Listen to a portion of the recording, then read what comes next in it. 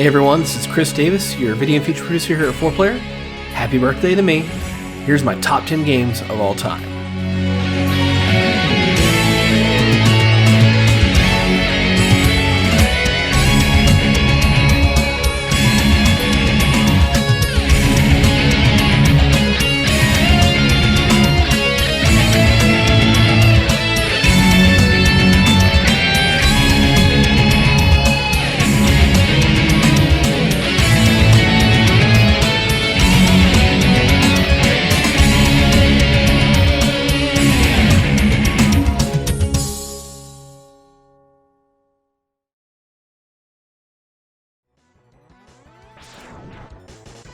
You can't deny that Capcom is one hell of a storied publishing house. Over the past 30 years, the Japanese publisher has defied expectations and achieved massive success with an exceptional selection of brands. Resident Evil, Street Fighter, Monster Hunter, Devil May Cry, and more have made Capcom's gobs of money. However, I don't think that any of these brands have had the cultural impact quite like their oldest one, Mega Man. From 1987 until 2010, the Blue Bomber was a staple of Capcom's portfolio of releases year after year, rarely taking time off and almost every one of them canonically tied together. Honestly, my first foray with the Mega Man franchise was decidedly a sour experience. Instead of playing the NES versions that are beloved, I instead got to play the DOS version that came out in 1990. Yeah, that version. The one that ran with CGA graphics that only featured 3 Robot Masters instead of the normal 8 was terrible. I'm not lying, this is really a tragedy that befell me. I can only assume that my dad just didn't know any better. I don't remember the particular circumstances by which I got Mega Man X, but I like to think that my cartridge came as a birthday or Christmas present as an apology from my dad. The Mega Man formula isn't one I'm normally taken to, and gee, I wonder why. But dear God, I fucking love Mega Man X. And really, how can anyone who has played it say otherwise? From the moment you power on your Super Nintendo, you know you're in for something exciting. A boot-up sequence for S, a cross-section of his systems, and a warning message from Dr. Light, followed by a fucking rockin' title theme that brings up the menu. And then from there, you get an excellent intro stage that gives you a narrative context for X's personality. Something I don't think the original Mega Man games got in the first series run, as well as the appearance of the Great Vile and the Badass Zero. From there, the path is up to you, just like any other typical Mega Man game. Each level in Mega Man X is incredibly expansive for a side-scroller, with plenty of secrets to find. While the formula stays relatively the same, go from left to right, fight boss, finish level, the game actively encourages you to come back and replay levels to find hidden upgrades. Beyond simple E-Tanks and health upgrades, the X series features upgrade capsules left for X by Dr. Light that provide you with added abilities. From a dash function to an upgraded helmet that allows you to smash through overhead objects, each of these upgrades are permanently visible on X and make him look badass towards the end of the game once you found all of them.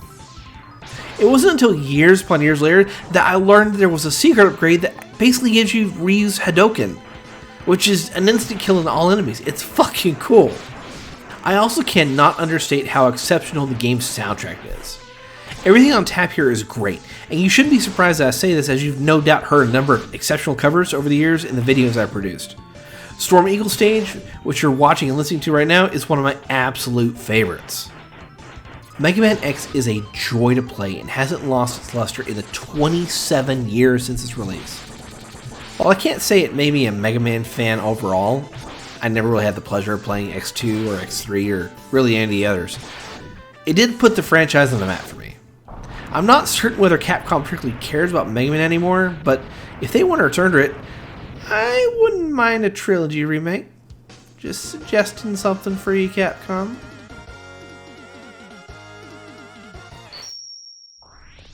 Think about these numbers.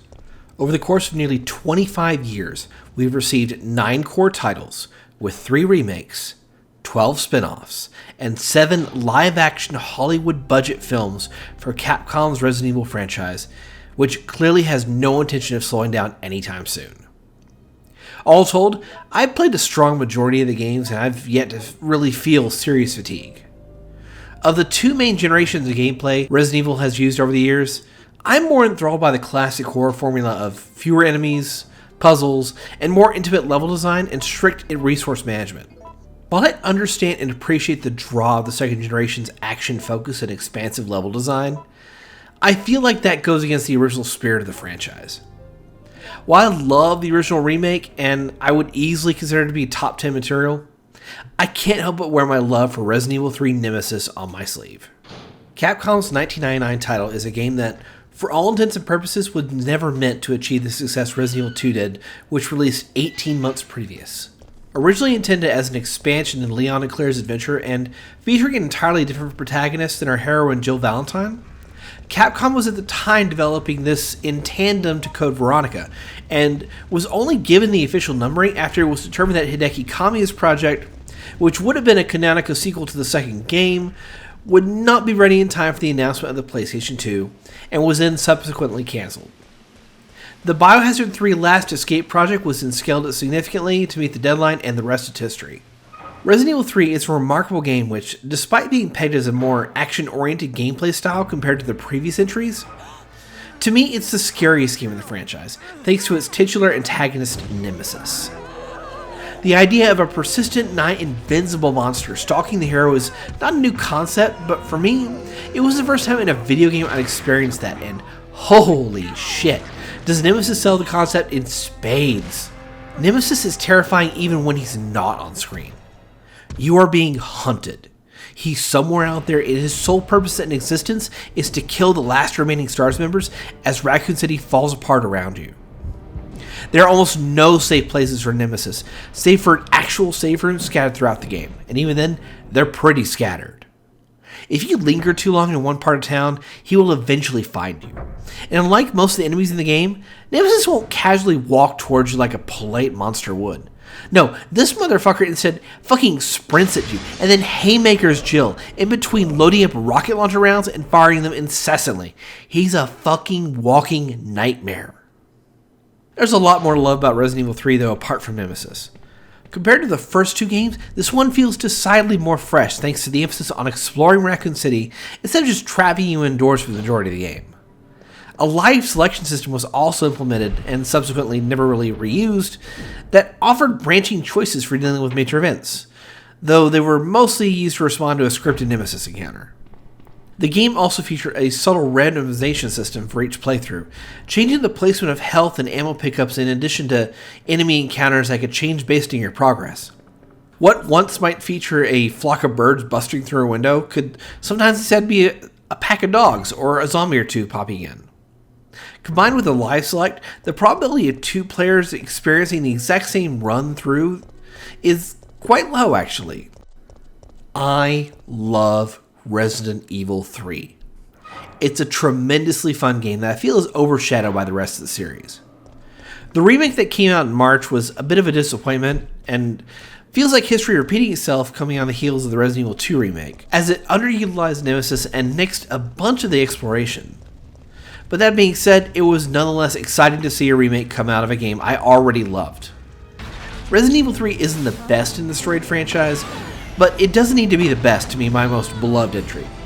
If you've never played it, please give it a shot. It is beyond cliche at this point to say that George Lucas was a visionary director whose 1977 science fiction film about space monks getting in laser sword fights and a small ragtag group of rebels blowing up a moon-sized doomsday weapon went on to change the way films are made forever. What is probably just as remarkable, though, is how Lucas turned the franchise into a multi-billion-dollar merchandising and licensing monstrosity that has ensured that no toy store, bookseller, or more recently, video game retailer would be without a Star Wars product on their shelves since the disco era ended. To me, Star Wars games really came to their own in the 90s as both the 16 and 32-bit generations took hold and, more importantly, PC gaming was starting to demonstrate intriguing possibilities. It's during this period that I personally believe the best Star Wars game of all time arrived: TIE Fighter. Totally Games' 1994 PC-only title, the follow-up to the previous year's X-Wing, does what few games in the franchise have ever tried to do before: tell it a compelling bad guy Star Wars story. Unlike those other titles that have tried, And I'm specifically looking at you, Battlefront 2. This one doesn't fall prey to the overused trope of bad turns good. Instead, TIE Fighter places you, an unnamed throwaway Imperial pilot, in the cockpit of the Tishlar spacecraft to serve as a peacekeeper and pawn in the intergalactic civil war. In the aftermath of the Rebel Alliance's defeat at Hoth, you start as a lowly pilot flying from a relatively secure space station, inspecting cargo and fending off the odd Rebel fighter or two. As you become more skilled and, more importantly, survive each mission, an intriguing series of campaigns take place that grow your stature as an ace pilot and hero of the Empire in the face of the chaos and disorder brought on by the rebellion. Over time, you'll battle pirates, hunt down traitors, end civil wars, and restore order to disloyal systems. And if you dare to risk your life and career beyond the Call of Duty, perhaps investigating a ship that just jumped into your sector after you completed your duties, or disabling a rebel transport instead of destroying it, you may be rewarded by the Emperor's closest advisors for your bravery, an honor few have lived to earn. TIE Fighter's story, bridging the gap between The Empire Strikes Back and Return of the Jedi, tells a gamut of stories that will have you increasingly intrigued from mission to mission, that are filled with more tales of honor, betrayal, zeal for victory, and lust for power than I think any Star Wars game has done before. TIE Fighter's focus on simulation and dogfighting abandons any notion of arcadiness in favor of a complex flight model that requires smart ship management, squadron guidance, and target prioritization in order to survive and advance to the next engagement in the campaign. And I keep mentioning survival for a simple reason. TIE Fighter is a damn hard game. Sticking to the lore of the universe, the three primary craft you will pilot for half the experience, the TIE Fighter, Bomber, and an Interceptor, are unshielded, meaning you are quick to take catastrophic damage, lose systems, and find yourself exploding in the darkness of space at the drop of a hat. The final mission of the game alone will see you often dead within the first 10 seconds of the fight. So it's with absolutely no shame that I admit that the best way to experience TIE Fighter is to abandon your honor and cheat. Yeah, cheat. Turn on invincibility, unlimited ammo, and go to town. Don't feel bad at all. You're often very, very outnumbered, and thanks to 90s game design, there are no checkpoints or autosaves to aid you 45 minutes into a critical mission. Despite the difficulty, Star Wars TIE Fighter was a daring game that was almost ahead of its time. To date, no game in the franchise has come close to showing off a strong, pro-Imperial story that doesn't shamelessly throw in lightsabers and force powers or any of a dozen tropes that have been so overused time and time again. Much like several other games on this list, TIE Fighter is a power fantasy that turns you from a throwaway pawn into a resplendent knight, a hero unrivaled on the field of battle that can turn the tide of any war, a true defender of the Empire. The Call of Duty franchise has, without a doubt, changed the way games are both played and made.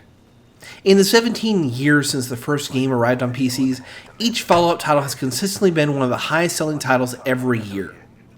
Call of Duty today is a billion-dollar household name whose would-be competitors have all but given up releasing their titles near. However, as successful as Call of Duty titles were in the early 2000s, it wasn't until its fourth officially numbered title that the series would become forever synonymous with the concept of the first-person shooter.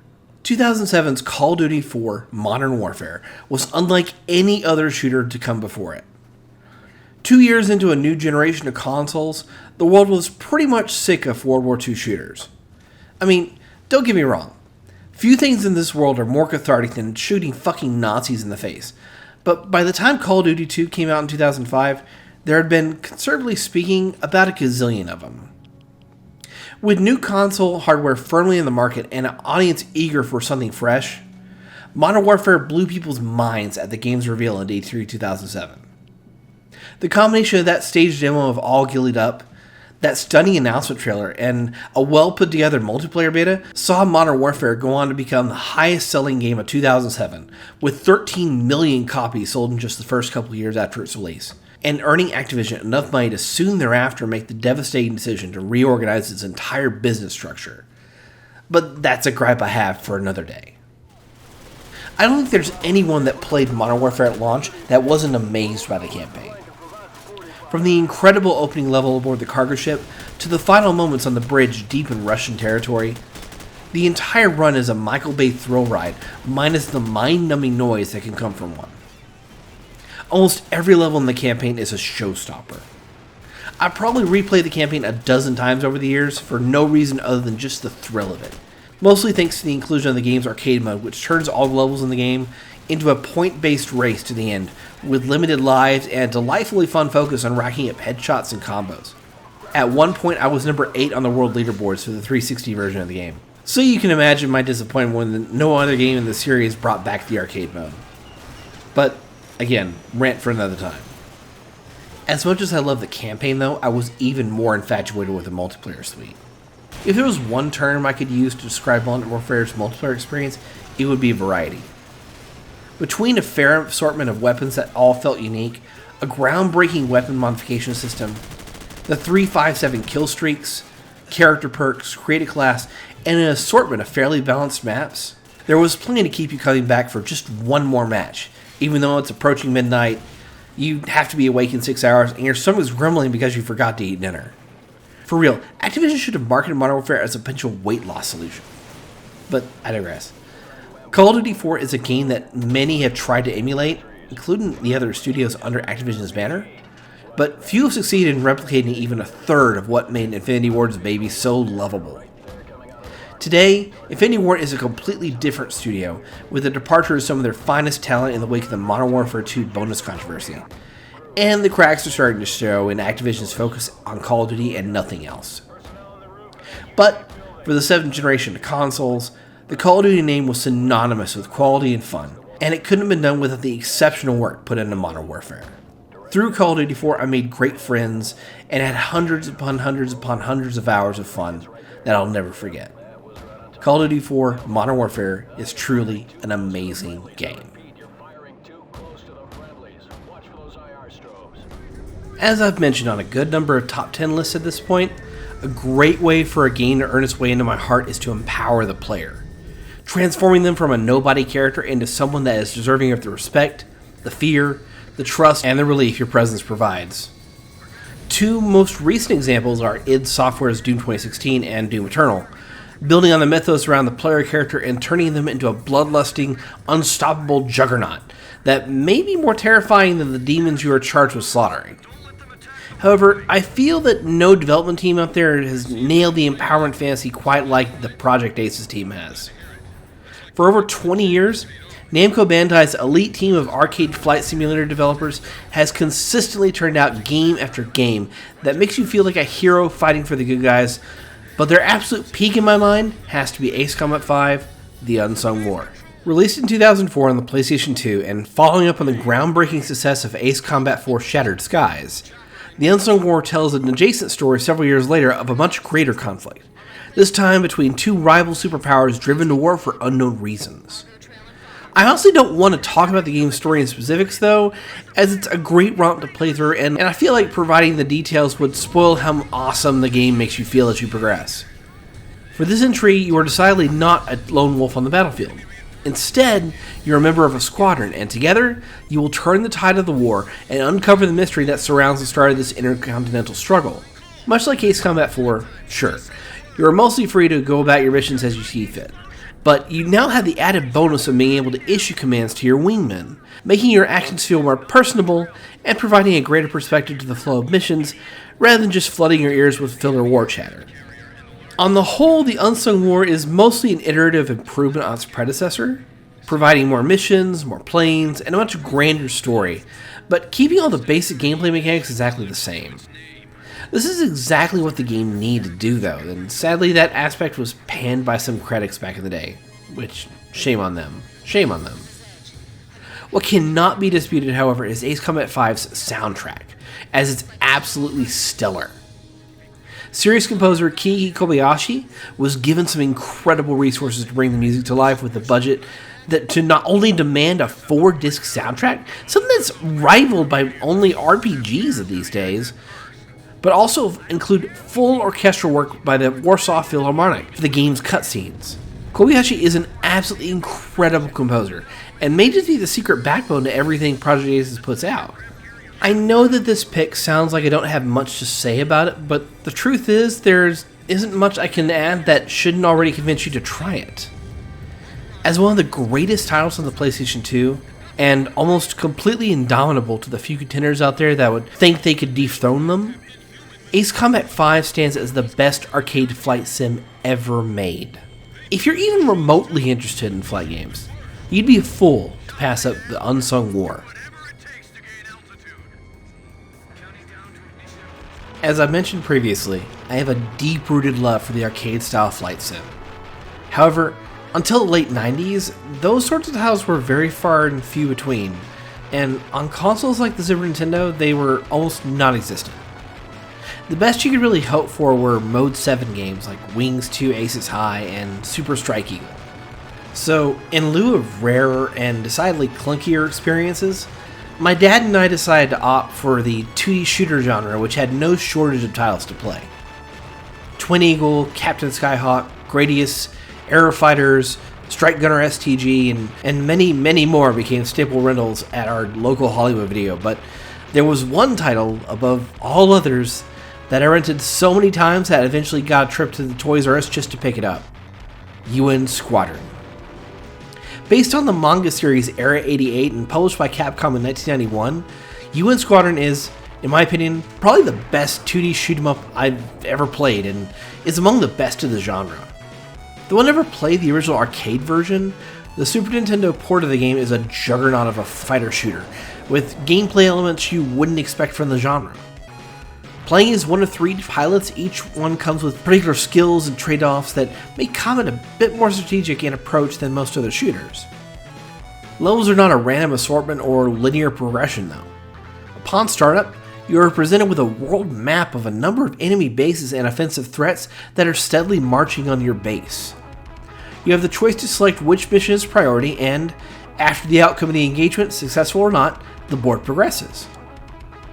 Do you prioritize the incoming bomber squadron, or do you instead attack an enemy supply convoy to earn enough cash to perhaps purchase another plane? The level of strategy on tap here is rather remarkable for the genre. There's not much else I can really say about UN Squadron because, well, you know the drill when it comes to these games. Intense pattern-based linear levels with gargantuan fantastical enemy bosses, a high replayability factor, and a great soundtrack are all par for the course. You might think my choice for one of my favorite games of all time would be a rather strange one, but if that's your conclusion, then all I can say is that you haven't put your hands on UN Squadron. For all the Ikarugas, the R-Types, the Raiden fighters out there, UN Squadron, in my eyes, stands as a masterpiece of the genre. A delightful summation of what 2D shmups are capable of, and more. If you have some way to play it, you'd be a fool not to. Earlier on my list, I had Call of Duty 4 Modern Warfare, an exceptional game that reshaped an entire generation's worth of first-person shooters. The team at Infinity Ward did an incredible job creating the COD franchise, but as justified as they are in the praise they receive here, there is a game that was made before that should be considered the father of the franchise. A title which was universally acclaimed and also the source of one of Electronic Arts' stupid decisions in the history of their existence. Medal of Honor Allied Assault is that title. A game that Call of Duty would not exist without, and is, in my opinion, the best first-person shooter of all time. Allied Assault arrived at the height of the World War II shooter in 2002, 3 years after the first Medal of Honor made by Steven Spielberg's own DreamWorks Interactive. A year prior, in 1998, though, the Jurassic Park game Trespasser arrived and became known as one of the worst releases of the year, which soured Spielberg on game development and led to him selling DreamWorks and its IPs to EA. After the acquisition in early 2000, EA renamed DreamWorks Interactive to EA Los Angeles and tasked them with focusing on more console Medal of Honor games, while the license was shared with 2015 Incorporated for the development of a PC game. That PC game became Allied Assault. Allied Assault, as I said, is simply incredible. Taking place in the North African and European theaters, you play as an OSS operative tasked with various missions to infiltrate and weaken the German war machine. Each mission is fun and offers unique scenarios throughout, with medals to be awarded for completing secret conditions. From clearing enemy batteries off the Algerian coast to signal the beginning of Operation Torch, to infiltrating a German U-boat base disguised as the enemy, to revisiting and finally destroying a chemical weapon plant from the original Medal of Honor game, you get a veritable tour de force of locales and objectives to attack. Halfway through the game, though, you were assigned to the 2nd Ranger Battalion to storm a sector of Almohad Beach, which is what you've been watching right now. Perhaps it may not look that good given 18 years and hundreds upon hundreds of first-person shooters of greater graphical fidelity than what you see here, but for 2002, this was amazing. Slowly advancing up the beach behind whatever cover you can find, watching as your men get mowed down and obliterated by machine gun and artillery fire, it's an astonishing experience that did a great job of emulating the famous landing scene from Saving Private Ryan. The sound design was just as remarkable for the time. Weapon sounds, full voice acting for all characters on screen, and an excellent orchestral score by then up-and-coming Michael Giacchino all rounded out the soundscape. Hearing booming orchestral tracks loop as you slowly stalk your way through a decimated French town in the middle of a massive downpour, on the lookout for German snipers just waiting on perches for Allied prey made for an intense and often jump-scare-inducing time. Allied Assault would go on to sell 2 million units, and have 2 lengthy expansion packs exploring more of the European theater with different protagonists. Shortly after the launch of Allied Assault, however, a large group of developers at 2015 decided to follow the departing Grant Collier, Fen Sampella, and Jason West over to their newly formed studio Infinity Ward, and the rest is history. It's not unbelievable to see how badly EA screwed the pooch in not retaining these guys, given EA's history of making poorer and poorer management decisions over the years. But to watch them leave and go on to create a multi-billion-dollar franchise that reshaped the entire landscape of gaming? You just wonder what the fuck they were thinking. But I digress. Medal of Honor Allied Assault is, in my opinion, an unsurpassed first-person shooter that I cannot imagine will ever be toppled. It's regularly on sale on GOG, and I'm fairly certain that even a modern-day toaster can run it at this point, so don't hesitate. Pick this one up, download a few simple mods to get it running on Windows 10. You'll be rewarded with a wonderful gameplay experience. One of the absolute blessings of the 32-bit era was the demo disc.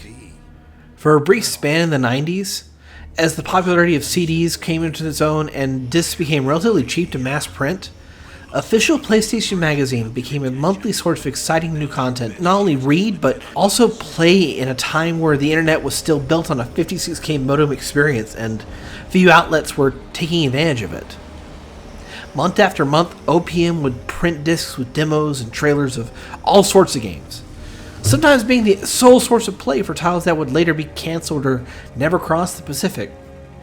Yes, I'm looking at you, Macross VFX 2. Yeah, you. I remember you. I couldn't tell you exactly when I got my PlayStation 1, but it was definitely around the time Time Crisis got ported.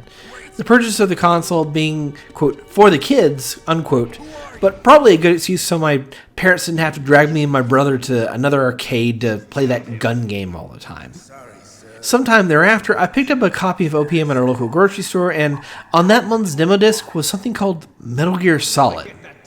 A strange assortment of words to use for a title of a game, let alone describe any of the game's subject matter. After popping the disc in, though, and playing through what was there, it wasn't days before my parents let me run loose in the mall with just enough cash to pick up a copy from Game Fellas. ESRB rating be damned. The rest is history. For those among us who were born after the turn of the century, it's getting progressively harder to put into words just how big and important Metal Gear Solid's release was back in 1998. Games like Resident Evil and Final Fantasy VII before it had demonstrated enticing visual fidelity in combination with intriguing storytelling, but Hideo Kojima's Juggernaut title really took people by surprise and showed the true capabilities of Sony's hardware. Incredible visual quality, a challenging gameplay loop, hours upon hours of well-acted voice work, and a story that played out like a major action film would made for an experience that set the world on fire. The term groundbreaking is used far too often these days to describe the next big thing, and often inaccurately so. But such an adjective is truly apt for Metal Gear Solid. There is an incredible amount of content to fall in love with here. From the opening moments of the underground dock to the tank hangar, the death of the DARPA chief, to the fight against the cyborg ninja, and dozens of events before and after, Solid Snake's near suicidal one-man infiltration mission is memorable throughout. Kojima and his team were determined to create a strong interweaving conspiracy story that keeps you on your toes, and while there's plenty of cheese to be had, your suspension of disbelief is never interrupted. Even with the silly discussions that occur about things like love blooming on the battlefield, they're overshadowed by the drama presented on screen, especially so in the back quarter of the game when everything comes to a head. It's all in service of telling a fun action spy thriller that can't be forgotten. Metal Gear Solid is, without a doubt, one of the finest games ever made. And not only did its success go on to make Hideo Kojima's career a storied one, but also create an entirely new genre with very few competitors of comparable quality. Though Konami has tarnished the legacy of the series and its future is entirely up in the air, Metal Gear Solid will remain a pinnacle title of this 32-bit era, and, for me, one of the greatest games of all time. When Half-Life 1 launched on PCs back in 1998, I can safely say I wasn't paying particular attention to the PC platform. At the time, Sony and Nintendo were still piling on the hits with the PS1 and the Nintendo 64 respectively, and between those and the fact that we had a rather underpowered PC at the time, Valve's freshman title wasn't on my radar. I wish it was, though, as Gordon Freeman's adventure through the Black Mesa Research Facility went on to redefine the scope of the first-person gaming experience, turning a genre that was previously traditional level-based, disconnected gameplay loop into a cohesive, flowing design with complex platforming and unprecedented world interactivity. If anything, it would have helped me explain why I shelled out nearly $800 for an ATI Radeon X800 XT graphics card 6 years later for the sequel. Half-Life 2 is nothing short of an amazing game. It's not often that you can capture lightning in a bottle, but Valve somehow was able to do so not once but twice.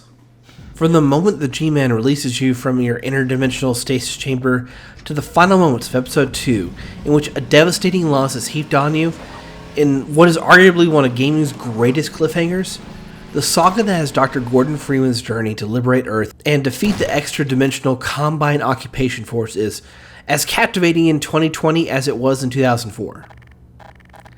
You can count on one hand the number of areas you visit across Half-Life 2, Episode 1, and Episode 2 that do not elicit a physical response. Most often either a grin of excitement or a shudder of dread. There's a haunting atmosphere to the entire experience from beginning to end, as you discover what happened to the planet in the near 20 years since the Black Mesa Resonance Cascade. One that has some incredibly dark hints if you pay attention. I honestly would encourage anyone who enjoys Half-Life 2 to take a look at the beta files and the elements left on the cutting room floor. There's some obscenely interesting content in there. Half-Life 2 wouldn't be where it is, though, if it weren't for the cast of characters that joined Gordon on his journey. And of those characters, none could be more beloved than Alex Vance. The darling companion you didn't realize you needed, nor that you'd come to adore. Thanks to the combination of the Source Engine's intricate face rigging technology, Mark Laidlaw's writing, and perhaps most importantly, the acting of Merle Dandridge, Alex is easily one of the best companions in the entire entertainment medium. From the first introduction at the tail end of a Combine taser party, to the exploration of Black Mesa East where you learn why you don't go to Raven Home anymore, to the suspenseful attack by hunters in Episode 2, and the expansion's even more stunning conclusion, your journey with her at your side makes Half-Life 2 not only more engaging, but also more rounded and allowing you to appreciate the world around you. Half-Life 2 is a game that I regularly replay, usually about once a year. I can't say this of almost any other game I've played before. Every time I come back to it, I find myself engrossed in that same thick, wonderful atmosphere, while discovering new things and rediscovering some things I've even forgotten. All the while engaging myself in one of the best adventures in gaming. With the release of Half-Life Alyx this past year, I can't help but find myself even more excited for what's to come. Gordon's second great adventure deserves a spot on my list, and I can only hope I'll be alive for the next one. 56K internet in 1995 was amazing. 56K internet in 2004 was a bitch. But this is what I had to live with at the time since I was still in high school and living at home. Up until that point, I had dabbled in online multiplayer games like Counter-Strike a bit, but due to the fact that I read a limited computer and no real ability to dive into, quote, cable internet, it wasn't much more than dabbling. March of 2004 was when everything changed for me, though, when Splinter Cell 2, Pandora Tomorrow, arrived on store shelves, and I was finally able to convince my dad that we needed Time Warner's Roadrunner internet service. I was already a huge fan of Splinter Cell, having come out 2 years prior and absolutely rocking my world with the strong stealth gameplay focus and an incredible lighting system that really made you feel like a spy in the night. Sure, Metal Gear Solid 2 had come out the year prior and was obviously the best looking game out there, but Splinter Cell was far less goofy and didn't try to create a story that sounded like it came out of a modern day QAnon message board. Not that it's a bad story, but still. Plus, that lighting system was incredible for 2002. For real, when you played the second level and saw the window blinds creating real-time shadows, you paused the game to gasp at what you were looking at. I'm getting off topic here, though. Pandora Tomorrow became the reason I joined the online multiplayer ecosystem thanks to its Spies vs. Mercs mode available through Xbox Live. I cannot begin to estimate how many hours I put into Spies vs. Mercs, but I can guarantee you that I can easily double that amount for my number one game of all time, Splinter Cell Chaos Theory. Coming out a year after Pandora Tomorrow, and worked on by the original Splinter Cell team at Ubisoft Montreal, with Clint Hocking in the director's chair for the single player, while Ubisoft Annecy handled the multiplayer, who, side note, interestingly enough, would use the same team to develop Assassin's Creed multiplayer 5 years later. Chaos Theory is the refinement of both the single player and multiplayer Splinter Cell experience to the zenith of their original potential, bringing an exceptionally high-quality single-player campaign together with balance changes and level design enhancements to the already stellar asymmetrical multiplayer suite. I simply adore both aspects of this game. In consideration of the single-player experience, it's not an overstatement to say that Chaos Theory may be the finest stealth game ever made. Michael Ironside once again reprises his role as Sam Fisher, the aging but still capable of lead operative of the NSA's Third Echelon Initiative, with Irving Lambert, Anna Grimsdottir, and a team of field support personnel talking in his ear as Sam goes on a trans-Pacific tour of duty to uncover a conspiracy that will eventually instigate a second war on the Korean Peninsula. With direct tie-ins to the events of the first game, you get to see the fallout of the Georgian information crisis and how the world reacts to the first acts of cyber warfare. A well-told story with strong voice acting that blends suspense with the occasional bout of cheeky humor keeps you going from level to level as you unravel a web of intrigue. There's also a fun amount of replay to be had here, as a good number of the levels have optional objectives and unadvertised story bits that explore both smaller aspects of the story, as well as more subdued aspects of Sam and Irving's relationship. It's one hell of a campaign. As good as the single player was, though, the multiplayer was better. Ubisoft Annecy's work on Pandora Tomorrow is one of the best examples of properly implemented asymmetrical multiplayer, but their follow-up work on Chaos Theory took their already great work and made it truly stellar. Simple balance changes like a melee defense for the mercenaries, additional gadgets for each team and new levels, on top of legacy maps that came over from its predecessor, made for an incredibly fun and addictive mode. To this day, I know half of the maps like the back of my hand, and the rest of them I would need just brief refreshers. The creepy orphanage, the neon-lit halls of River Mall, the stormy darkness of Aquarius, and so many more were exceptionally done and quite well balanced. Thanks to some intrepid and rather patient members of the community this last year, I was able to briefly relive the magic that was the proper Splinter Cell multiplayer experience, and I'm exceptionally grateful to them for their help. To the intrepid soul that made it this far into the video, if you want to discover or perhaps relive the majesty that was Spies vs. Mercs, please let me know. I'd really like to play this again. I've probably replayed the Chaos Theory campaign 7 or 8 times over the years, exploring every nook and cranny the game could hide, and I continued to play the multiplayer regularly well after Double Agent arrived on store shelves. Splinter Cell Chaos Theory is one of those games you don't think you could ever forget playing. It's lightning in a bottle, whose majesty was never really recaptured. Oh, and it had an online co-op campaign too. I forgot to mention that. Chaos Theory had everything, man. The gaming gods don't appear to see fit to give us a proper 7th Splinter Cell experience, at least the time this is published. But at least Ubisoft can't take Chaos Theory away from me. Not yet.